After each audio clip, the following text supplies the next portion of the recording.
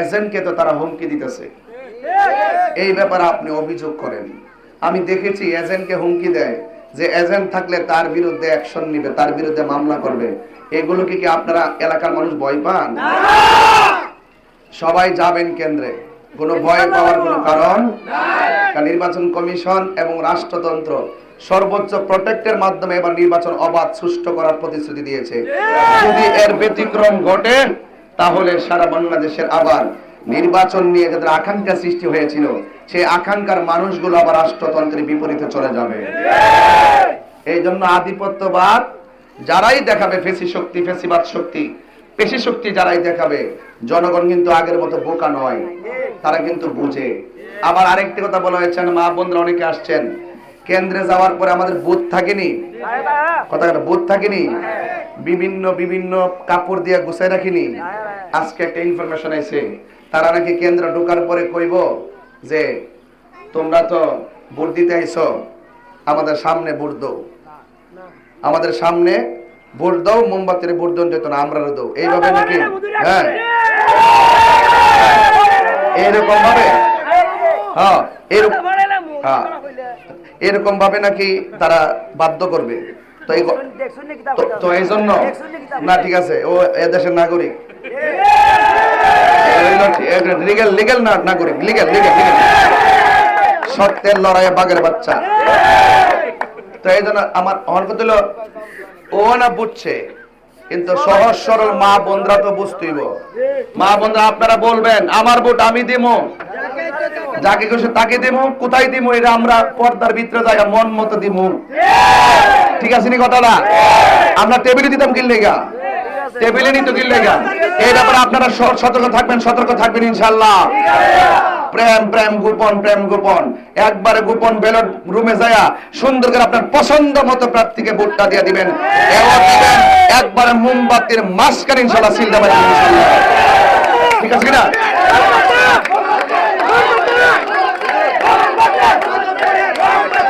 আজকে বলেছিলাম আসবো, আসছি তো ইনশাআল্লাহ।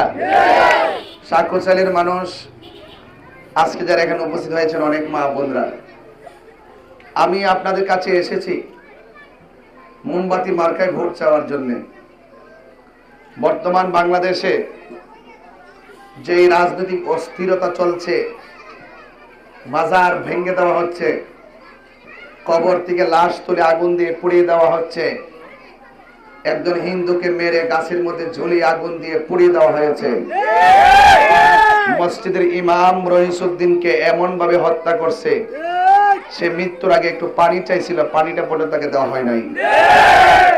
আমি মনে করি এভাবে কোন রাষ্ট্র চলতে পারে না। মৃত্যু লাশ নিয়ে মানুষ উল্লাস করে, মৃত্যু লাশ সামনে রেখে রক্তাক্ত শরীর দেখেও মানুষ সেলফি তুলতে ব্যস্ত থাকে। এরকম অমানবিক রাষ্ট্র আমরা চাই না। আমরা চাই একটা হিন্দুর ছেলে যদি পানিতে পড়ে যায়, দৌড় দিয়ে তাকে পানি থেকে উদ্ধার করতে হবে।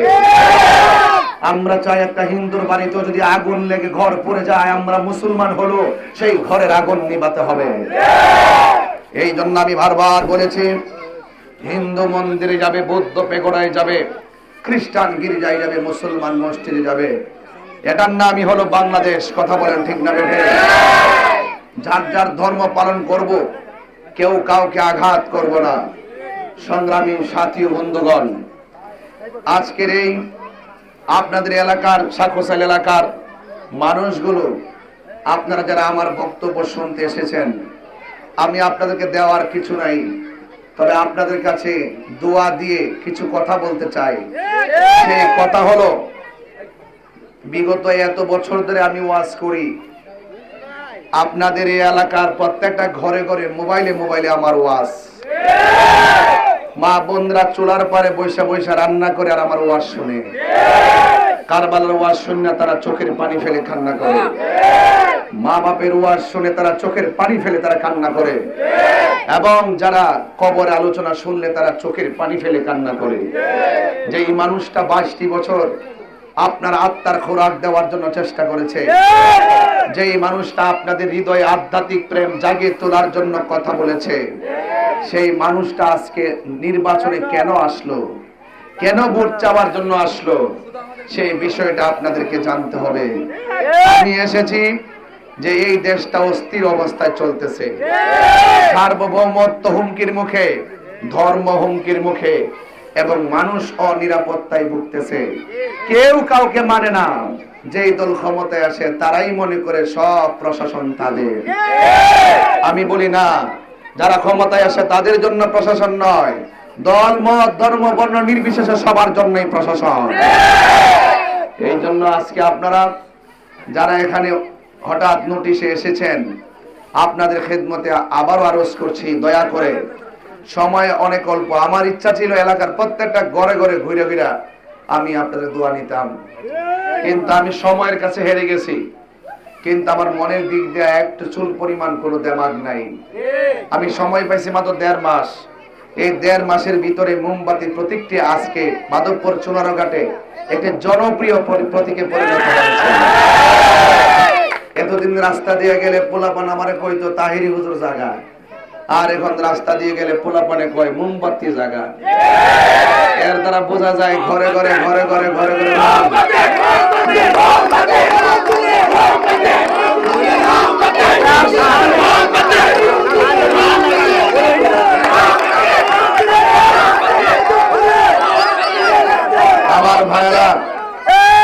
আমার ভাইয়েরা, আপনারা যারা এসেছেন, আমার মা বন্ধুরা যারা এসেছেন, আগামী 12 তারিখে মোমবাতি মার্কায় ভোট দিবেন তো? আপনি দিবেন, আপনার আম্মাকে বলবেন, আপনার আব্বাকে বলবেন, আর আপনি যদি বিয়ে শাদী করে থাকেন আপনার পরিবারে বলবেন। ঠিক আছে কিনা? এরপরে আবার এলাকার কিছু লোক আছে, বিভিন্ন দলের পদ পদবিতে আছে, এর কাছে কইলে কিছু লাভ হইব, তো বেশি লাভ হয় কিনা আমি জানি না। তবে একটা কথা কইয়া দিয়ে যায়, যারা অন্যান্য দল, কিছু কিছু লোক আছে নেতা নেত্রীরা যারা বিভিন্ন দল করলো, এরা বিভিন্ন পদ পদবি হইলো, এরার পরিবার কিন্তু আবার মোমবাতির উপর জ্বালাই। কথাটা ঠিক আছে না? এটা কিন্তু ভাঞ্জাতনের মার্কা, বুঝছেন নি? এটা গেলাম আসনের মধ্যে বাত্তিরা লাগায় কিন্তু মিলাদ মাহফিল করি। কথা কন, এটা সাধারণ কোন জিনিস না। জ্বলতনিটা জ্বলাই তো করি ইনশাল্লাহ, সব জায়গায় জ্বলে। এই জন্য মার্কারে বড় মায়া লাগে, লাগেনিও? এই জন্য কারো কথা শুনবেন না। আমি সংসদে যাইতে পারলে এই এলাকা যেন লস হইতো না ইনশাল্লাহ। মাটির রাস্তা আইছি না, ওই ইটের রাস্তায় আইছি না, দেখবেন ইনশাল্লাহ এগুলোর আমূল পরিবর্তন হয়ে যাবে ইনশাল্লাহ। আমি তো আপনাদের এলাকায় যদি প্রতিনিধি হইতে পারি, আমি নেওয়ার জন্য আসছি না, আমি দেওয়ার জন্য আসি, দেওয়ার জন্য। আমি শোষক হতে আসি নাই, আমি আপনাদের সেবক হতে এসেছি। এই জন্য আপনাদেরকে অনুরোধ করে বলবো, দয়া করে আপনারা আগামী 12ই ফেব্রুয়ারি সকাল সকাল গিয়ে মোমবাতি মার্কায় ভোট দিবেন। আমি আরেকটি কথা বলতে চাই, এখানে আমার কাছে সুনির্দিষ্ট কিছু তথ্য আসছে। এই তথ্যগুলো আপনাদেরকে না বললে সমাজের সহজ সরল যারা তারা বিভ্রান্ত হবে। আমার কাছে একটু আগেও একজন রিপোর্টার আমাকে ইনফরমেশন করেছেন। ইনফরমেশনটা এরকম যে, হুজুর আপনি যে নির্বাচন করতেছেন আপনার ভাইরা আমার, তাহলে আমি কি আপনাদেরকে বুঝাইতে পারতেছি? তাইলে বোঝা যায় অনেক ধরনের ষড়যন্ত্র চলতেছে, ঠিক না? আপনারা সকাল সকাল কেন্দ্রে যাবেন, আর কেন্দ্রে যারা থাকবেন এজেন্ট, আপনাকে বলি, আপনারা কেন্দ্রে যাওয়ার পরে একদম নির্বাচন শেষ হওয়ার আগ পর্যন্ত কোন ধরনের কোনো পেপারে সিগনেচার করবেন না। আমাদের রেজাল্ট পাওয়ার পরে একবার জায়গা 3 বার গণবেন, এরপরে বুঝ পাওয়ার পরে তারপরে সিগনেচার কইরা রেজাল্ট শিটটা লইয়া বাইরিবেন ইনশাআল্লাহ। কোন কি লেগে মনে থাকবো? আর বলে থাকবো নি? একবারে সবাই আন্তরিক ভাবে কেন্দ্রে যাবেন।